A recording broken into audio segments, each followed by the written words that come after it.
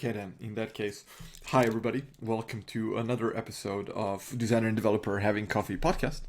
My name is Tom, I'm the designer in this duo, extremely enthusiastic today. And a quick random fact about me is that I really like the show Stranger Things, and I'm wearing a Eddie Munson t-shirt from the last season that is basically in an art style of like Manowar and all the 80s metal bands. It's a really cool t-shirt. Really love it. And love Eddie as a character. All Anyway. of our all of our audio listeners are gonna love your T-shirt. Hey everybody, I'm Mario. I'm the enthusiastic developer in this duo. And actually, a random fact about me is that I also play the drums as a hobby, and I actually have a new gig which terrifies the hell out of me. So next Friday, I'm playing at my oldest kids' kindergarten. Their teacher asked me if I can come and show them the drums and play a little with them. And while playing, rock songs or ska songs or whatever in front of a crowd of 1,000 people, doesn't I don't give a damn about it. This is a scary audience, and this is a gig that I'm really terrified of. So I really hope that it goes well, and I'm looking forward to it. Those poor kids gonna be scarred for life. Yeah, but that's their problem. What would psychotherapists do for a living if we didn't scar our children in time? It's true. That's I'm true. helping the Uh, economy. I'm an altruist. Very kind of you. Very kind of you. Thank you.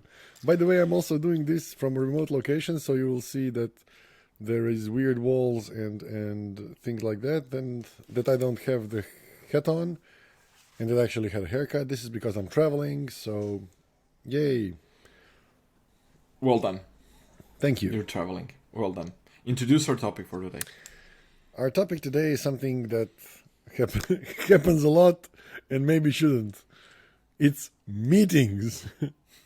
So, meetings can be effective, meetings can be efficient, meetings can make sense, and don't have to.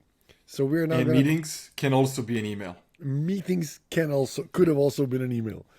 So we're gonna talk a little bit about the difference between the two and how to actually make the most out of meetings, how to make meetings make sense. Good. That's great. I've actually last position I was in there we were using Google Suite for business, and the calendar tells you actually how many hours you're in meetings, which is both great and kind of the worst at the same time. But at one point, I had 75 hours a month in meetings, 75, out of which I was needed to around like 15 hours out of 75. So I talked to the CTO and my team, and I was like, you know what, guys, I'm going to mark myself as optional on all of these daily stand-ups and all of these unnecessary stuff where basically they are talking about stuff that I designed 3 months ago. So I'm not needed here. And then if you need some clarification on the work, you just pull me in. I'm available. I'm here. I'm online. Pull me in a meeting. But if you don't need me, I'm not gonna. I'll rather be productive and do something that I'm actually getting paid for. And reduce my meetings from like 75 to like 30-ish hours a month, which was great. And managed to get the whole tech team not do stand-ups daily. I kind of argued why I'm doing this for myself, and then make a case for let's just reduce meetings in daily stand-ups from 5 a week to 2 or 3, because a lot of things do not happen during the week. Like you come in on Monday, you set up this is what I'm doing for this week, and then on Friday you basically check in. And a lot of these daily stand-ups were I did this yesterday, I'm gonna do this today, but basically people in your team don't give a shit if you're whatever the tickets you are picking up today, I will see the tickets moving through Jira or whatever we're using, so I know what you're working on. You don't need to tell me that in advance, and then you don't need to tell me these are the tickets I finished because I see them marked as complete. And especially if your tickets do not reflect on my work, I really don't care. And then you have 10 people in a meeting, everybody's doing 2 minutes what they did, what they're going to do, that turns into 5, and then somebody starts a conversation about, oh, we should have done this and we should do that, and then it turns into a very weird retro that nobody asked for, and suddenly 10 people are on a call that lasts 30, 45 an hour, which basically, if you take into account everybody's hourly rate, that's like you're just wasting a fuck ton of money down the drain to people listen on rambling about stuff that it's not important. So yeah, rant over. A friend, just to comment on the last remark, a friend of mine was working in a company. They had a system where they would know everybody's rates, salaries, and everything. So if you book, like, they were working in a physical office.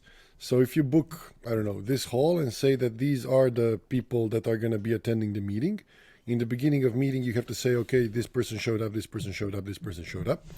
And then it would have like a gas station, you know. It would have the little counter on a tablet next to the exit door that would just go on and count off money. Similar like it does when you're pumping petrol into a car. And you would just say, okay, this meeting is now at $100. This meeting is now at $200. You got 8 people into a room to talk. Maybe it's useful. But just so you know that the expense of this is now $2,000. This is now $3,000. And it's actually, I mean, it's funny and it's fun until people realize that it's actually realistic. So going back to that, my first advice for how to make meetings efficient is have an agenda. A meeting has to have an agenda.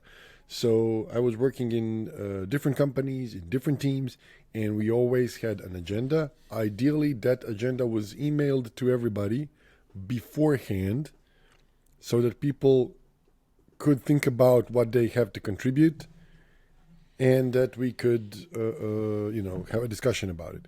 If it's items that don't need a discussion, then that doesn't need to be a meeting. It can be an email.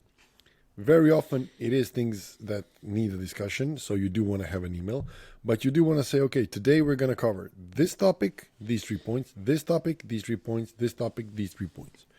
Or if it's an operational meeting that, goes on a weekly basis or on a daily basis or whatever, then it's going to have a structure. So like, we're going to go through all of our clients. The key account manager is going to give their reports. It's going to be 6 sentences per client at max.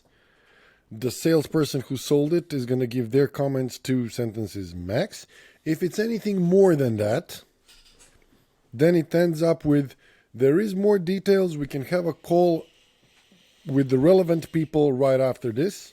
There's no point in 10 other salespeople listening in unless you need their feedback, of course. So all of these rules are like unless for some reason you need to. But those reasons are very rare, and actually if you have an agenda and if you have a really kind of flow of the meeting, you can get a lot more done. When I was working in TopTal, we used to have, we used to have like overviews of where everything was. And then in the beginning, those were a little less structured. And then as we figured out as the team was growing that we needed to structure them more, we did. And we figured that when structuring it more, we could do like 3 times the work in same amount of time. And that was, they just showed you how inefficient you were earlier. So start with an agenda that is emailed to all participants prior. And actually, a friend of mine was working in a company where he said, if they call you to a meeting, and he was a team lead, he said, if they call you to a meeting where you don't get the agenda in advance, you say, I don't want to come to this meeting because I think it's going to be unproductive. If you have any problem with that, talk to my team lead. That's great. There's brutal, but it's great. This is how people should communicate in the workplace. Anyway, there's a, I don't know if you've seen this. It has been circulated online, and I shared this with multiple people in previous companies when I worked there. But there's a CIA sabotage manual. Have you seen that? So it's from 1914. It's a CIA simple sabotage field manual for strategic services. So general interference with organizations and production. Okay, this I'm reading from the page 1 of the manual. Insist on doing everything through channels. Never permit shortcuts to be taken in order to expedite decisions. 2. Make speeches. Talk as frequently as possible and at great lengths. Illustrate your points by long anecdotes and accounts of personal experience. Never hesitate to make a few appropriate patriotic comments. Number 3. When possible, refer all matters to committees for further study and consideration. Attempt to make the committees as large as possible, never less than 5. Number 4. Bring up irrelevant issues as frequently as possible. Number 6, haggle over precise wordings of communications, minutes, and resolutions. Number 6, refer back to matters decided upon at the last meeting and attempt to reopen the questions of advisability on that decisions. Number 7, advocate caution. Be reasonable and urge your fellow conferences to reason and advocate and avoid haste, which might result in embarrassment and difficulties later on. It's a really old page, so I'm struggling to read properly. Number 8, be worried about the propriety of any decision. Raise the question of whether such action is contemplated lies within the jurisdiction of the group or whether it might be conflict with the policy of some higher echelon. And this basically describes every fucking business meeting I was ever on. And when you read, and this is just page 1, this is a manual. And when you read the manual, if I was to change the title, yes, I'll send you the link. I can share the link in the episode. If I just change the title to "How to Run Business Meetings" and share that, people will be like, "Oh yeah, this is a standard Western business meeting," and it's funny to see how that CIA business disruption technique became a part of business culture. And when you look at startups that are led by younger people, millennials and younger, who don't give a shit about proper business etiquette and this is how we do it in the office and all button up bullshit, decision happens way quicker. Conversations are much more open and direct, and people just get shit done, at least from my experience. So the decisions have to happen fast. This is probably another topic that we could do, by the way, add it to the list. Decisions have to happen fast, even if they're wrong, because if they're wrong and you make them fast, you're going to make a mistake, you're going to fail, you're going to figure out, okay, that decision was wrong, now I know why, and you can actually pivot and do it. The thing that you mustn't do is fall in love with your decision and be stubborn about it, so that when you see it failing, you don't go, okay, there was the wrong decision, but you say, oh, this was my decision, we are going to the bitter end, because you are. There's a great saying that I think it's applicable in this situation, and it's strong convictions loosely held. And I try to keep that one in mind about a lot of things, business and otherwise, because it gives you the opportunity to learn and grow. But especially when you make a decision, if you find new information that changes the decision, just drop it, make a new one, and move forward. There's a tip that I want to share regarding meetings that I started to do some 5 years ago or something, where I found myself in a situation where something was said in a meeting and then it was repeated differently later on in a conversation, and then it basically, I think the proper English word is I don't know how to say it, it's Chinese phone, I think. It's we call it the deaf telephone, but yeah. Chinese whisper. I think it's Chinese whisper in English. But basically, it came down to like fourth party that completely misunderstood what was said and what was done, and then that person thought that I was in the wrong and said something wrong, and like had a different opinion of how I operate based on completely wrong information. So what I do now is after each meeting, even if it's a one-on-one conversation with a line manager or a someone you manage, doesn't matter what it is. I always make a point that I write everything down in just simple bullet points, and once I'm done, send an email after like, hey, thank you for this meeting. I'm happy we had this conversation. These are the topics that we discussed. This is the conclusion that I draw from our conversation. So this is the conclusion I have. No need to reply to this email. Like, if you agree, no need to reply. If you don't, please let me know and let's amend whatever was happened. And I hit send after the meeting. People usually read, oh yeah, Tom writes these things, forget. But then like later down the line, 3, 6, 9 months later, like, oh, you said, oh, no. Like, I have receipts for everything. And I will not be thrown under a bus ever again. So receipts for everything, for every minor conversation. Done. I was actually about to raise the same thing. So, but another thing that you said that you might have not even noticed that was important. So, write minutes. This is what was said, and this is what was agreed. And the problem with writing minutes is that usually in your schedule you book like a meeting for an hour, and then the meeting takes an hour, and then you have your next task. Pro tip here: book 15 to 20 minutes extra for the meeting. So if you know the meeting is going to take half an hour, book a 45-minute slot in your calendar. Why? So that after the meeting you can sit down, you can write up the minutes, you can send them to all relevant people, and only then is your meeting done.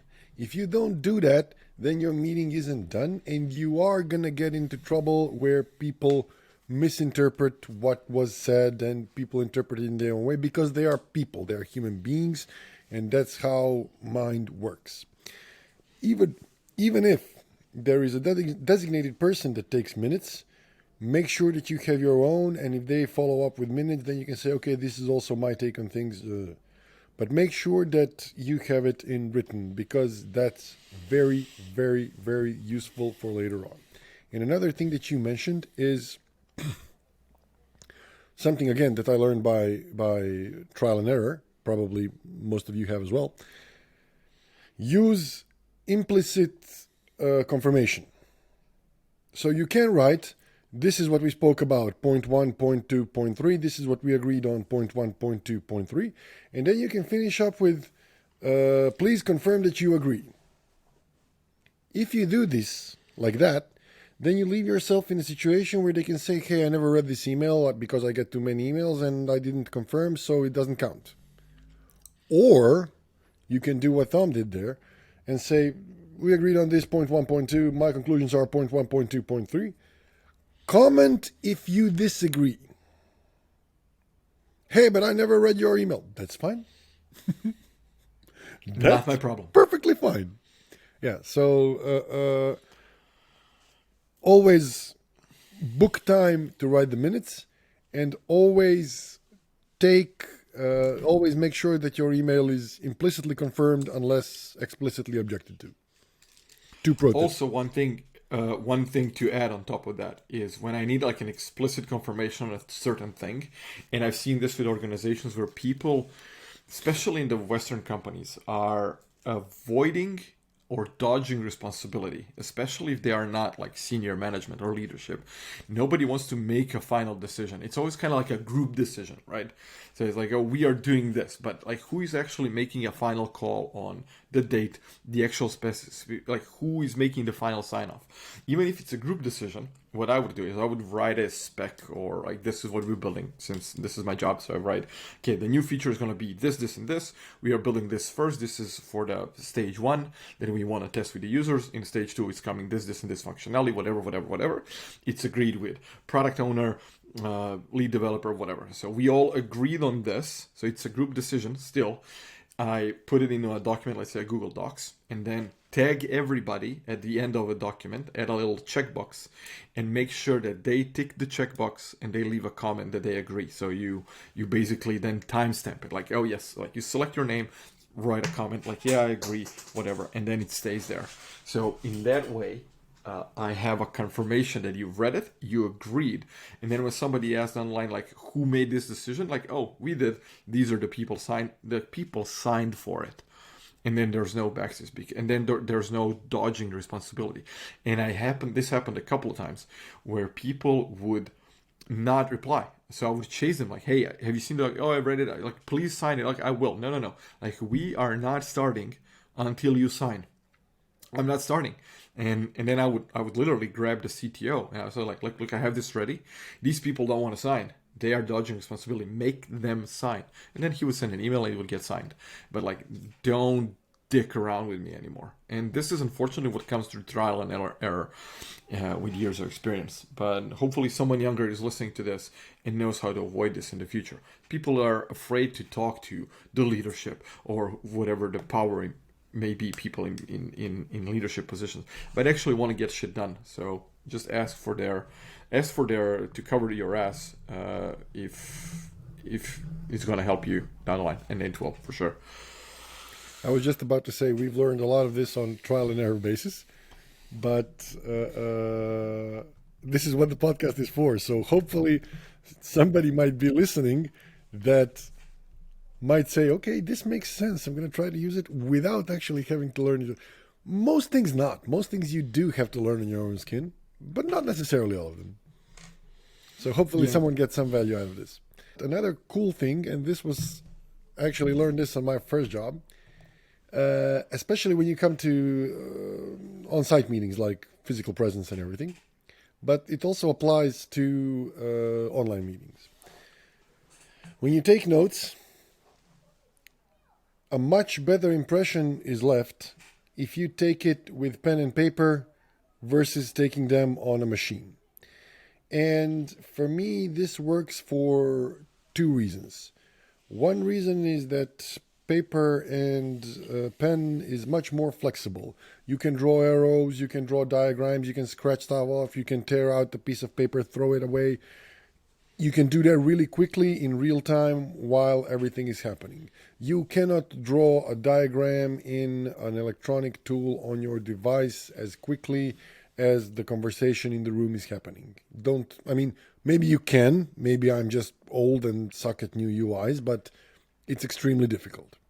And the second thing is, if you're at a meeting and somebody is, talking, and you are either on your cell phone typing up what they're talking, or you are on your computer typing up what they're talking, it gives away two things.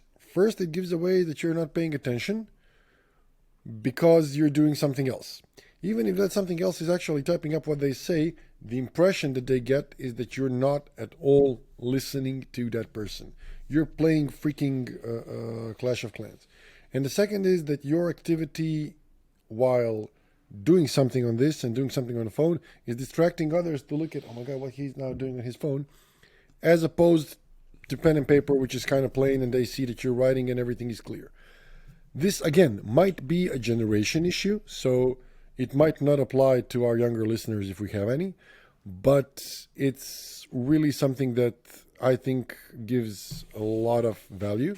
And then also, when somebody sees you come in to the meeting, you sit down, you get out your nice diary or whatever, you have your pen, it impresses, it gives a feeling that you've actually come to that meeting prepared to pay attention.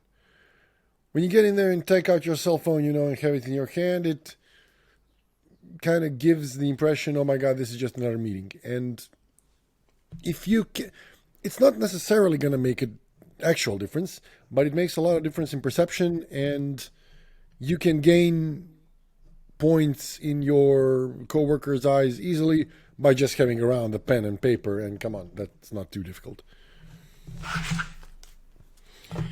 Exactly. That's great. And I don't care if it's a generational issue or not. I call out people with phones in my meetings. Like, please put away your phone, and don't care about that. Like, if you don't want to be in this meeting, there's a door, and you'll get an email when it's done. And oh, he's so rude. I'm like, I don't give a shit. And one thing that I do is to avoid unnecessary meetings. and to avoid uh, repeating myself constantly. And when I join a company or a project or whatever, depending on, a lot of companies use Slack, but depending on whatever communication tool they use, I set up my own kind of space. So let's say on Slack, I would create my own Slack channel and I would call it Tom Designs in Public or whatever the fuck it is, because I have nothing to hide. And there's the things that I'm working on that I've been hired to do. So I tend to, like on a Monday, or like beginning of the week, say like, oh, this is my plan for the week, these are the things that I'm doing, tag people that are involved in whatever I'm doing, and make sure that everybody's aware that my diary is open. If you want to schedule a meeting, you can see in my diary when I'm available for meetings, I want to do this and this, here are the links. And then on Friday I say this has been achieved. Maybe if I've been actually designing something like UI wise, share the screens or share the UX findings. This is the research came up with this. These are the results. Da da da. And then again, tag everybody who helped me. Say thank you to people who were of assistance. Make sure that everybody's aware, and then tag the channel. So I invited everybody in channel. You're aware, and I say like, if you want to know more about what I've been doing, it's here, because it's so easy to get involved in what you're doing that you're just not aware of what everybody else is doing. And I know that this is true, and I know that people, like, if we don't speak for 2 weeks, you have no idea what I've been working on. So I kind of try to keep everybody aware, and I've noticed not a lot of people do this. So I have to go around and like try to figure out what's been done in backend, what's been done in frontend, how we're progressing. I can't follow everybody's tickets, right? So I try to make this as a preemptive kind of make sure everybody's aware where we're at. So when I present something in once a month, I present a prototype or whatever, like, oh, I've seen this. There's been a process and a path of how this came together. And I really invite input from everybody. So one of the main things that I like to say is that everybody has an equal say at my table in terms of, I want to have input from front end and back end and sales and marketing. Everybody has a different objective, different types of resources they can spend, and how we are all making sure that we are achieving whatever the goal is for the business. We are all making this business move forward, right? So try to involve everybody as much as I can and get them aware of what I'm doing. And then if somebody takes a priority, we can say like, oh, marketing wants to see this first. But then I can tag development and say like, hey, marketing wants to focus on this. Where are you guys on this feature? So it's kind of making a conversation around that. And it doesn't happen often, but I try to push it as much as I can. And this is one of the things that I actually teach in my practical part of the workshop around communication, is like, make sure that people are aware of what you're doing and be aware of what everybody else is doing. And it's so easy to do that. And just people, like you said, they don't schedule time for it and then get involved in the tasks they have to do. It's easy to fall through the cracks, and suddenly it's 2 weeks later and nobody knows what's happening. We actually have a similar thing in PK, the company where I'm doing. We have an operations channel where on a daily basis you get, okay, projects that are currently running, this one needs action from Mario, this one needs action from Marin, this one needs action from projects that are finished, this one needs follow up from this salesperson, this one needs this one needs that.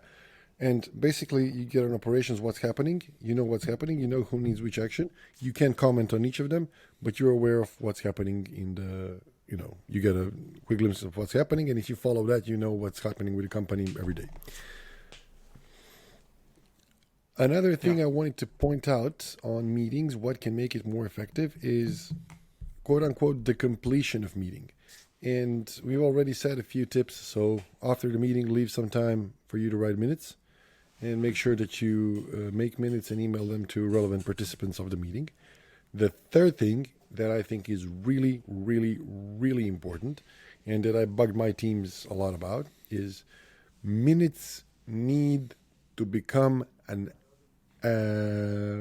actual actionable to-do list. So if we agree that, I don't know, something needs to be designed because that's blocking us, that's very nice that we agreed it. But if something needs to be designed because it's blocking us, then it needs to become an issue in Jira or Trello or whatever we're using. It needs to get a date. So something needs to be designed by next Thursday, and it needs to get a person who owns it. Next Thursday by Tom. Is it going to be by Tom or his team? I don't care. Tom is going to decide. But it has to be designed by next Thursday by Tom. We have a deadline and Tom owns it. And then it's Tom's job to do whatever they want with it. But notice how I mentioned you with they. I'm becoming... Thank you. I really appreciate you respecting my pronouns. Yes. So anyway... They, them, asshole.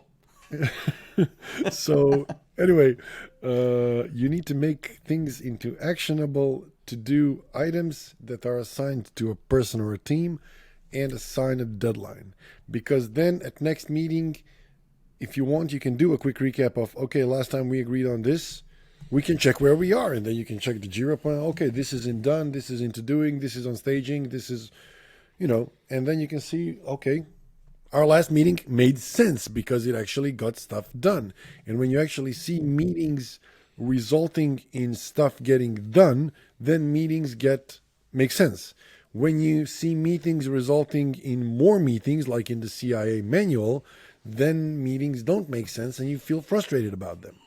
So make sure that by making the most of your meetings, make sure that your team will understand the value of those meetings and that those meetings are actually a trigger to get stuff done. One question for you in this Shoot. situation. Like, how would you decide who is invited and important for a meeting and who is not? And asking you this because I kind of feel that people, when they're making a meeting, they kind of invite a lot of people because they don't want to be rude and they don't want to left anybody out, right? It kind of felt like, are we going to invite all of the designers, all of the front-end developers, right? It's like, I want to make sure that everybody's in the know, but then again, you have to either waste 4 people's 30 minutes instead of 1. But then if I choose 1, I need to make sure that that person's going to deliver the information to everybody else. Like, how to work around that. But in an ideal situation, you have a hierarchy. So like, if you're working on a project which has a design team and a development team and a marketing team, and for some reason you need input from all 3 departments, you're going to shoot out a Slack message to the 3 team leads and say, hey guys, we're working on this project, we're doing this feature, I would need input from the 3 of you on this. Can you come to a meeting? And then you might say, from marketing, you might get like one single response. For us, this is not relevant, therefore nobody from my team is going to come to the meeting.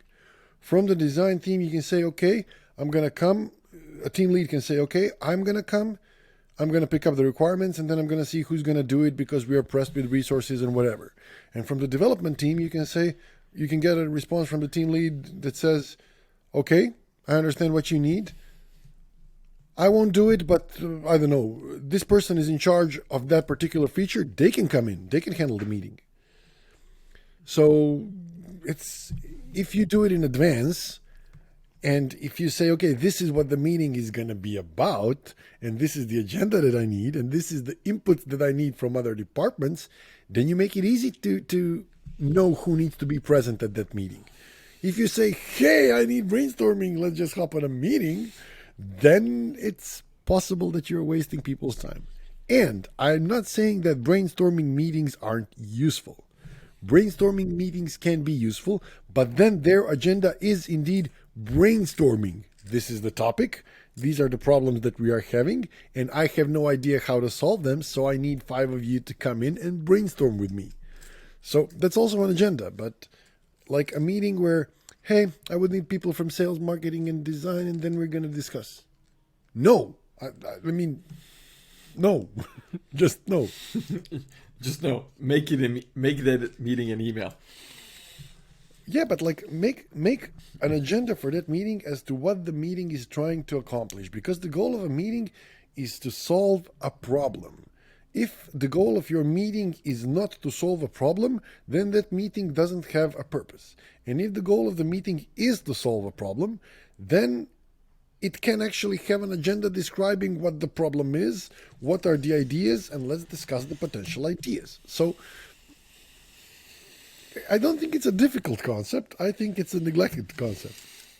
It's a neglect. Yeah, that's 100% true. And one thing that we haven't uh, touched on today, and that's the listening skills, which I think are lacking. Uh, and it's not hard to master, but I've seen a lot of meetings turn into a series of monologues where people are just waiting their turn to talk, to say their thing, instead of having a genuine conversation between multiple people, listening what other people said, and then using that information to form their next thing they're going to say. And it's so easy, and it doesn't happen. And then everybody just came in, I said my thing, I got out, and nobody heard anything. Okay, this is a Are broader topic because it's not.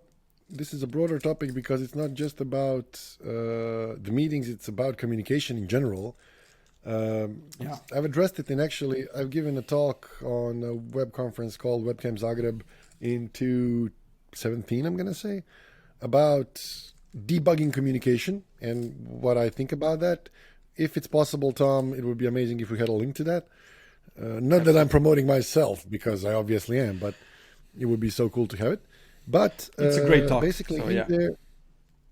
in there, I'm mentioning one of the points I'm mentioning is the confrontation between speaking and listening. Because normally, when I don't know if Tom and I had a topic that we disagree on, normal, unexpected human reaction is that you are trying to use your argument to win in the debate.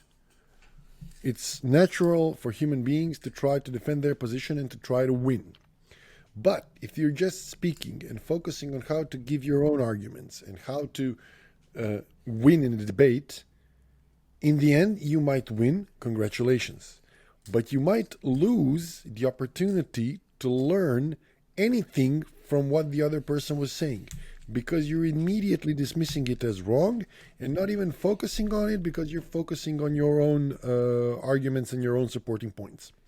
So while focusing on what you want to say and your own arguments and your own point of view, which is completely natural and can get you to win, if you actually take a step back and focus on trying to understand where the other person or people are coming from and why, and ask them some questions like, why do you think so? Can you explain it to me? I don't get it.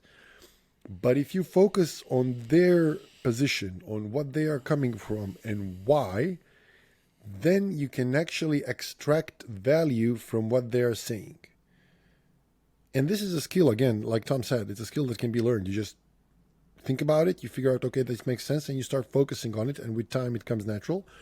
But understanding what people are saying and why can actually extract value from what they're saying. In the end, you can say, okay, whatever you said makes absolutely no sense, and I completely disagree with you, and I'm going to dismiss whatever you said. But you took a step where you tried to understand it, where you understood it, and then made a conscious decision that it actually makes no sense, as opposed to you just keep going with your own thing and ignoring everything the other person is saying because you want to win. So, sorry if this rant went a little bit off topic, but this is No, it's we could fine. actually do a I'll just general communication episode because that might we be. should.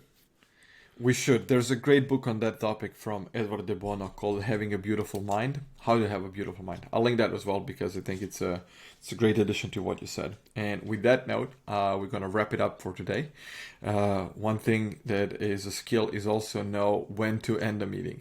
So I'm ending this episode by saying thank you everybody for listening. Thank you Mario for sharing, and I'll leave you with my bad joke for the day. Since you got a haircut, you didn't get a haircut, you got them all cut. Oh yes, this was so bad. But in order to save yourself, you need to find the sketch from a bit of Hugh and Laurie where Hugh Grant comes to a bit of Fry and Laurie where Hugh Grant comes to Stephen Fry to get his haircut. I'm gonna find it. We can link it. My bad joke of the day is happening in an oven where two donuts are being baked. And one donut says, "Man, it's hot." And the other donut says, "Oh my God, a talking donut."